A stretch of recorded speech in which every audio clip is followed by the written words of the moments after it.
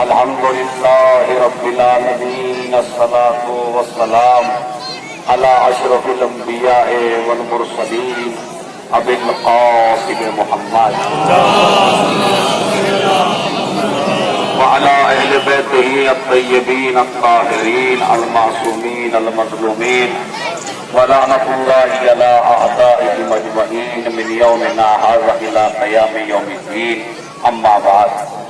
قال حسین ابن علی علیہ الصلاۃ والسلام: انی لم اخرج عاشرا ولا بطرا ولا مفسدا ولا ظالما، انما خرجت لطلب الاصلاح فی امت جدی رسول اللہ صلی اللہ علیہ وآلہ وسلم، اريد ان اامر بالمعروف وانهى عن المنکر واسیر بصیرت جدی وابی، الا وان الحق لا يعمل علیہ وَإِنَّ الْبَاطِلَ لَا يُتَنَاهَى عَنْهُ۔ سب سے پہلے تو میں آپ حضرات کی خدمت میں گزارش کرنا چاہتا ہوں، کیونکہ جو 46 کی سعادات ہے اس کے موریث اعلیٰ کی قبر اسی جگہ موجود ہے، لہذا ایک مرتبہ سورہ حمد 3 مرتبہ سورہ قل ھو اللہ کی تلاوت فرما کر جن کا آپ کے اوپر حق ہے، جن کی نسل سے آپ ہیں، ان کی روح کو ایصال کریں۔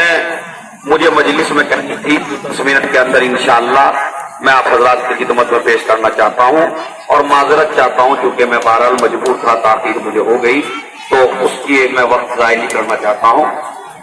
سب سے پہلے یہ جو جلوس جوانوں آپ نے نکالا ہے اور یہ ہماری کا جلوس آپ یہاں لے کے آئے ہیں، کیا آپ یہ جانتے ہیں کہ اس کا ہدف کیا ہے، اس کا مقصد کیا ہے، یہ جلوس ہم نے کیوں نکالا ہے، اس جلوس کی وجہ کیا ہے؟ اس لیے کہ آج ہمارے اس جلوس میں ہندو بھی ہیں، مسلم بھی ہیں، غیر مسلم بھی ہیں، تو انہیں ہمیں اپنے کردار کے ذریعے، اپنے اخلاق کے ذریعے یہ پیغام دینا چاہیے کہ یہ جلوس ہم نے مظلومیت کا نکالا ہے، اور مظلومیت کا جلوس نکال کے ہم نے بتایا کہ ہمارا رشتہ مظلوموں سے ہے، ظالموں سے نہیں ہے۔ یہ اسلام کے اوپر جو ماشاءاللہ 2-3 تقریریں آپ نے سنی اور مجلس سنی، میں آپ کی خدمت میں نچوڑ پیش کرنا چاہتا ہوں۔ حسین ابن علی کی قربانی شیعوں سے مخصوص نہیں ہے، حسین ابن علی کی قربانی سنیوں سے مخصوص نہیں ہے، حسین ابن علی کی قربانی ہندوؤں سے مخصوص نہیں ہے، حسین ابن علی کی قربانی سکھوں سے مخصوص نہیں ہے، حسین ابن علی کی قربانی ہے ہر انسان کے لیے، ہر شریف کے لیے، ہر آدمی کے لیے، ہر انسانیت کے لیے، ہر مذہب کے لیے، مذہب کوئی بھی ہو مگر حسین کو مانتا ہوا نظر آتا ہے۔ جب بھی دنیا کا کوئی انسان انقلاب لے کے آتا ہے تو وہ ایک ہی آواز دیتا ہے، اس انقلاب میں کامیابی مجھے صرف اور صرف حسین نے دلائی ہے یا ذکر حسین نے دلائی ہے۔ تو پہلا پیغام جو ہمارے جلوس کا ہے وہ یہ ہے کہ ہم ظالموں کے ساتھ نہیں ہیں، ہم مظلوموں کے ساتھ ہیں، یہ پہلا پیغام ہے۔ دوسرا پیغام میرا یہ ہے کہ حسین ابن علی کی قربانی مخصوص کیوں نہیں ہے کسی مسلمان سے، اس کی وجہ آپ کو میں بتا رہا ہوں۔ اس کی وجہ یہ ہے کہ یزید کی ایک حرکت تھی، اور وہ حرکت سن لیجیے، بس انشاءاللہ آپ کو لذت آ جائے گی اور جوانوں کو پتہ چل جائے گا مقصد کیا ہے۔ یزید کی ایک حرکت تھی اور وہ یہ تھی کہ وہ شراب پینے کے بعد جب گلاس کو رکھا کرتا تھا اور گلاس کو ہلاتا تھا اور گلاس میں جو چھوٹے چھوٹے، جسے آپ کہیے کہ جب آپ کسی بھی چیز کو ابالتے ہیں یا کسی بھی چیز کو ہلاتے ہیں تو اس میں بلبلے بن جاتے ہیں، تو جب گلاس کی شراب میں بلبلے بن جایا کرتے تھے تو وہ یہ کہتا تھا یہ بلبلے نہیں ہیں بلکہ یہ حاجی ہیں جو خانہ کعبہ کا طواف کر رہے ہیں۔ تو اس کا مطلب یہ ہے جہاں جہاں شراب ہے وہاں وہاں یزید ہے۔ اسی لیے ہم آج یہاں پیغام دینا چاہتے ہیں کہ اسلام نے شراب کو حرام صرف اس لیے قرار دیا کہ چونکہ شراب پینے کے بعد انسان کو یہ نہیں پتا چلتا کہ ماں کون ہے، بہن کون ہے، بیوی کون ہے، زوجہ کون ہے۔ یزید کے یہاں جو کام بیوی سے جائز تھا وہی کام ماں سے جائز تھا۔ ایک محقق نے ایک بہت بڑا جملہ لکھا، خدا کی قسم اگر قیامت تک بھی داد دیتے رہیں گے تو اس جملے کا حق ادا نہیں ہو سکتا. وہ یہ کہتا ہے کہ حسین ابن علی کا انسانیت پر اتنا بڑا احسان ہے کہ ماں کو ماں کی جگہ دلا دی.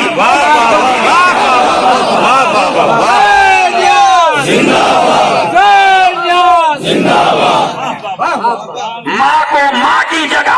آج اگر کسی دھرم میں، اگر کسی مسلک میں آج ماں کا احترام ہے تو یہ صرف حسین نے ماں کو احترام دلوایا، ورنہ دنیا میں آج ماں کا احترام نہ ہوتا. یہ ایک مسئلہ. دوسرا مسئلہ اور سنیے، امام حسین کس لیے نکلے تھے؟ چونکہ ہم نے جو جلوس اٹھایا جوانوں، میں اپنی طرف سے بات کر رہا ہوں آپ سے، اور میری بات کی تائید کریے گا اور غور کریے گا.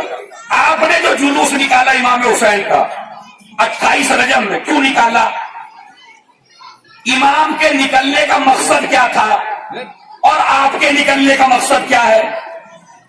یہ جو آپ امام باڑے سے لے کے کربلا تک آئے اور دوسرے مذہب کو دعوت دی اور دوسرے مذہب کے لوگ بھی آپ کے ساتھ آئے، آپ کا جلوس نکالنے کا مقصد رسم ادا کرنا نہیں ہے، جلوس اٹھانا نہیں ہے، لوگوں کو اکٹھا کرنا نہیں ہے، بلکہ آپ کا مقصد وہی ہے جو حسین کا مقصد تھا.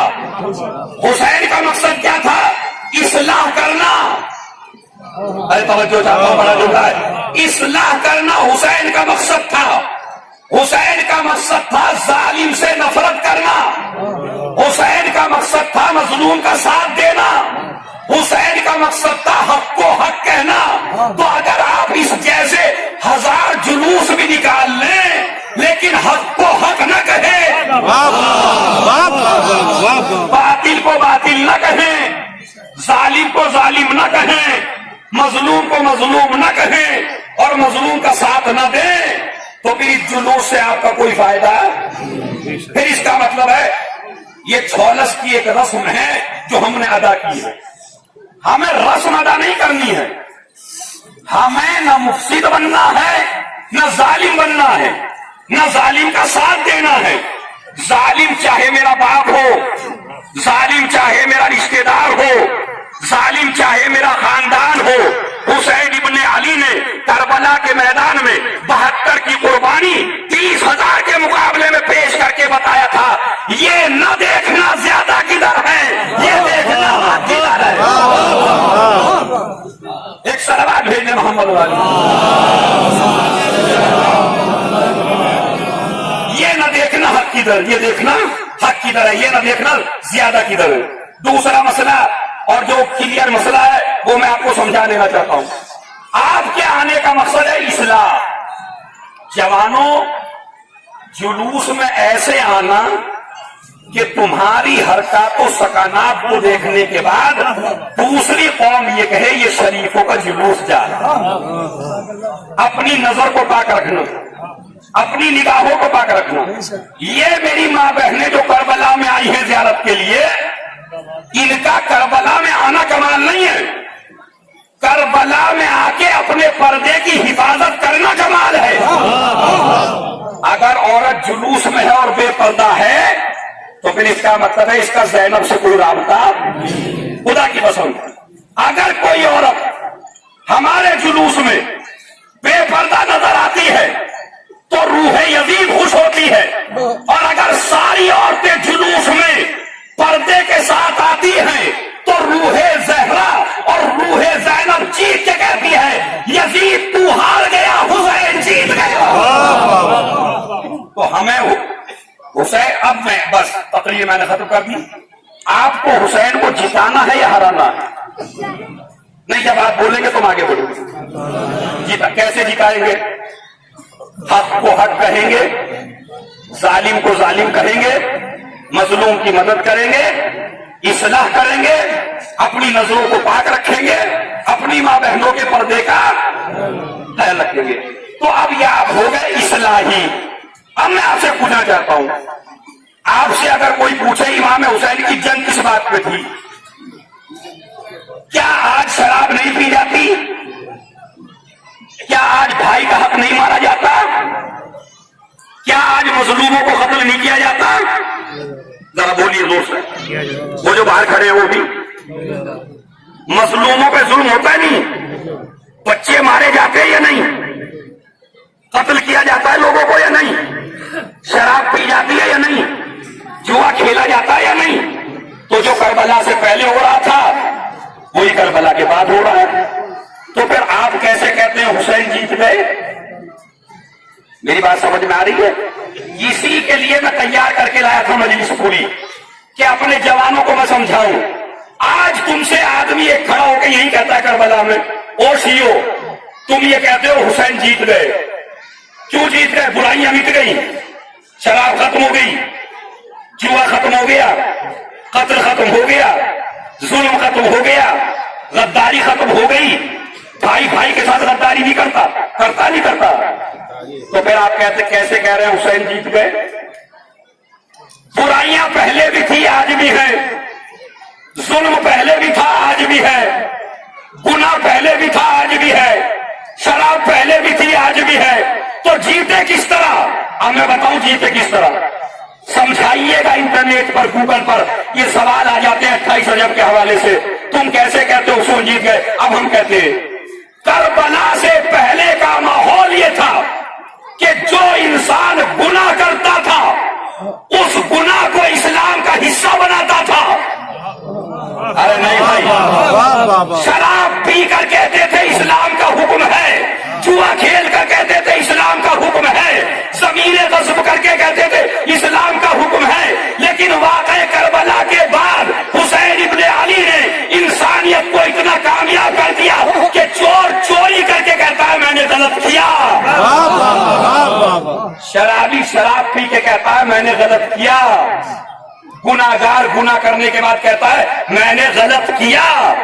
बस मेरा तकरीर का सबसे बड़ा जुमला, ये जो इंसान का अपने गुनाह पर नादिम होना है ये हुसैन की जीत का ऐलान है कि हुसैन जीत गए। वरना उस वक्त गलत काम करने पे फख्र हो रहा था, शराब को इस्लाम का हो। मैं आपसे बताऊं और गौर कीजिएगा, अगर कोई शराबी आ जाए मस्जिद में, आप उसके पीछे नमाज पढ़ सकते हैं? जोर से बोलिएगा जवानों, नहीं पढ़ सकते। मगर करबला से पहले पढ़ी गई या नहीं पढ़ी गई? अब आइए, और लोग कहते हैं करबला न होती तो क्या होता। तो मैं एक जुमले में पूरी तारीख समेट रहा हूं, अगर करबला न होती तो जुमे की नमाज बुध में हुआ करती। मगर हुसैन की कुर्बानी के बाद मगरिब की आप इस वक्त पढ़ सकते हैं? नहीं पढ़ सकते। अब फिर सवाल होता है, हुसैन ने बुरे को बुरा कर दिया, अच्छे को अच्छा कर दिया, हक को अलग कर दिया, बातिल को अलग कर दिया, ये हुसैन की जीत है। दूसरी जीत आपको बताता हूं हुसैन इब्ने अली की, वो क्या है? एक सलावत में आवाज़ें गलत पढ़ दीजिए।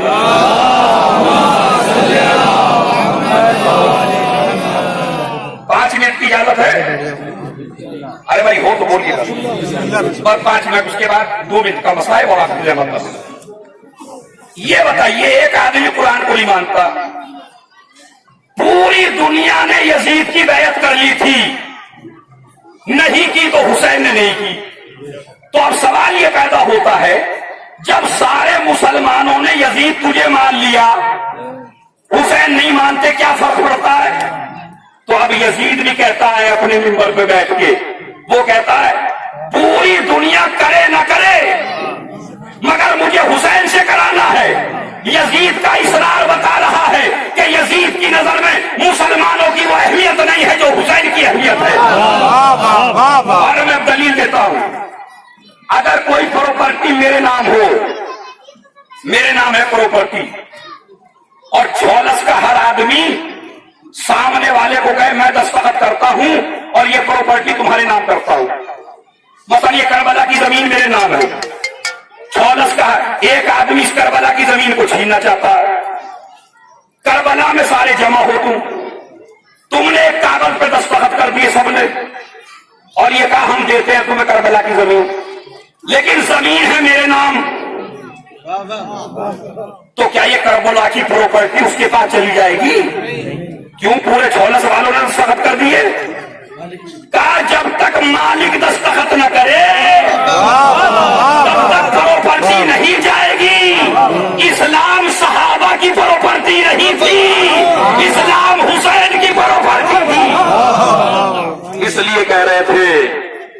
کہ حسین ابن علی بیعت کرے، مگر میں بتاتا ہوں جیت کیا ہوتی ہے، بس 1 منٹ اور زحمت تمام۔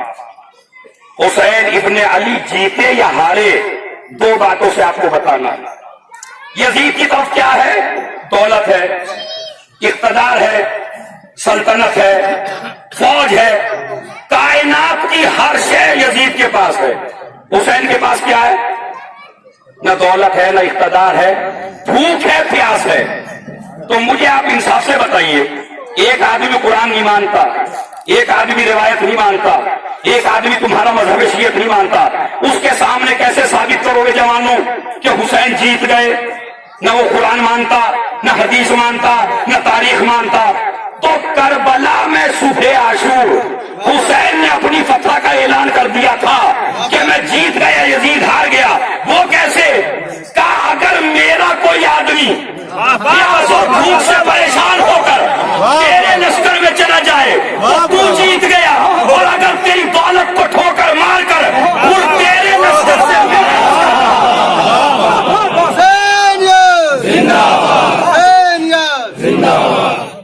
بس۔ دوسرا مسئلہ، جب یہ قافلہ مدینے سے چلا تھا، یہ قافلہ جب مدینے سے چلا تھا اور جب یہ لوٹ کے آیا ہے تو امام سید سجاد سے کسی نے پوچھا مولا تمہارے بابا جیتے یا ہارے؟ تو اذان ہونے لگی۔ امام سجاد نے کہا ہم جیت گئے۔ کہا کیوں؟ کہا جب تک مسجدوں میں اذانیں ہوتی رہے گی میرے بابا کی فتح کا اعلان ہوتا رہے گا۔ آج آپ اجڑی ہوئی کربلا میں موجود ہیں،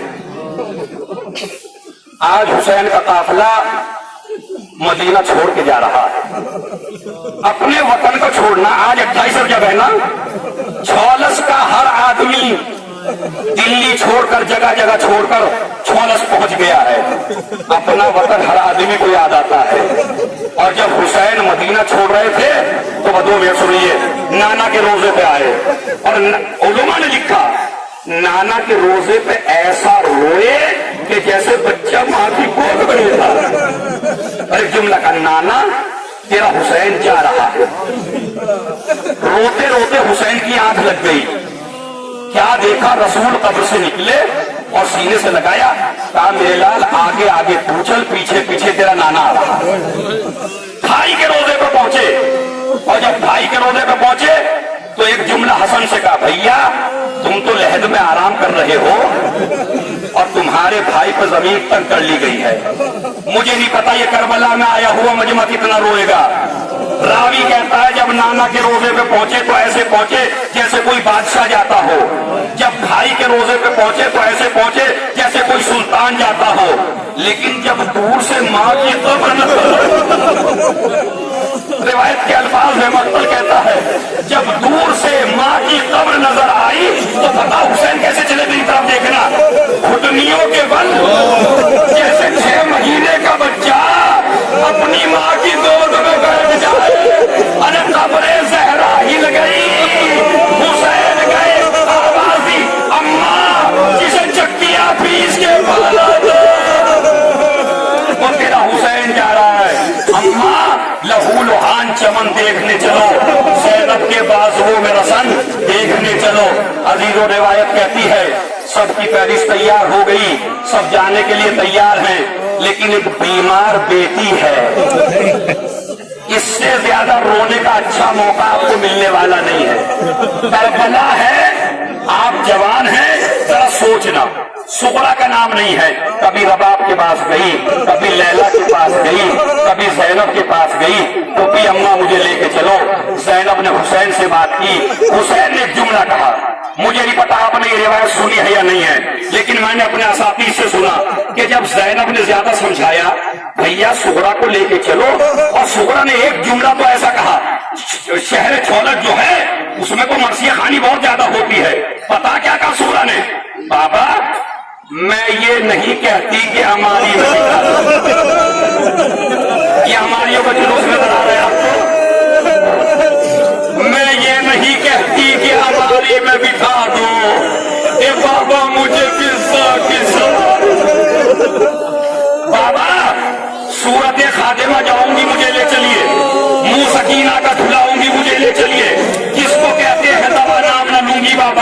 लोरियां आपके मासूम को दूंगी बाबा, अरे जिगर फट जाएगा तुम्हारा। पता क्या कहा हुसैन ने, अरे जब तबीयत को परेशान सपाना सुगरा, अरे अपनी दादी की लहर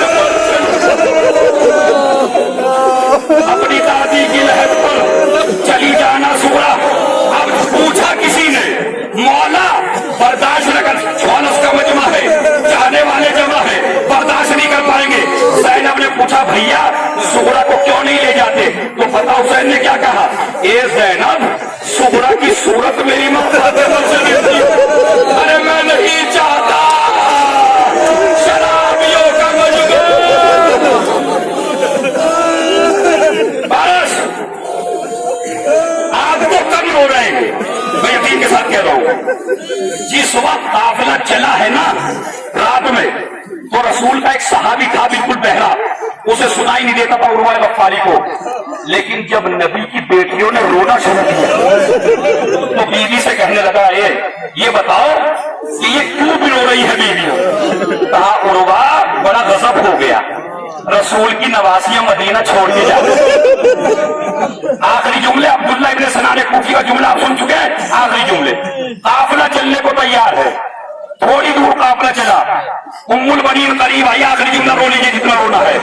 उम्मुल बनीन करीब आई, कहा हुसैन को बुलाया जाए। हुसैन आए, कहा आका मेरे अब्बास को एक दफा मुझसे मिलवा दो। हुसैन ने अब्बास को आवाज दी, अब्बास मादर गिरामी बुला रही है। अब्बास आए, उम्मुल बनीन ने कब्र रसूल का रुख किया, कब्र रसूल पर पहुंची और जुमला सुनिएगा क्या है, बस मैंने मसाइल तमाम कर दिया। इसी पे कयामत है, इससे बड़ा रोने का कोई मकाम नहीं है। पता क्या कहा, अब्बास ये बताओ किसकी कब्र है? कहा नाना रसूल खुदा की। कहा ये क्या है? कहा अम्मा ये तुम्हारा सर है।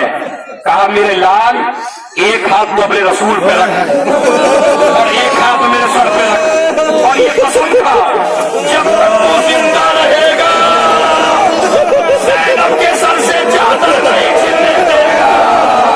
अरे यही तो वजह थी जब बशीर दम लेकर आया, हुसैन कत्ल कर दिए गए, उम्मुल बनीन कहती है अब्बास का दूध न बख्शूंगी। अब्बास जिंदा रहा, हुसैन मारे गए, बशीर ने कहा तेरा लाल पहले मारा गया, क्या किस मां ने वो बच्चा पैदा किया था जो मेरे अब्बास को मार दे?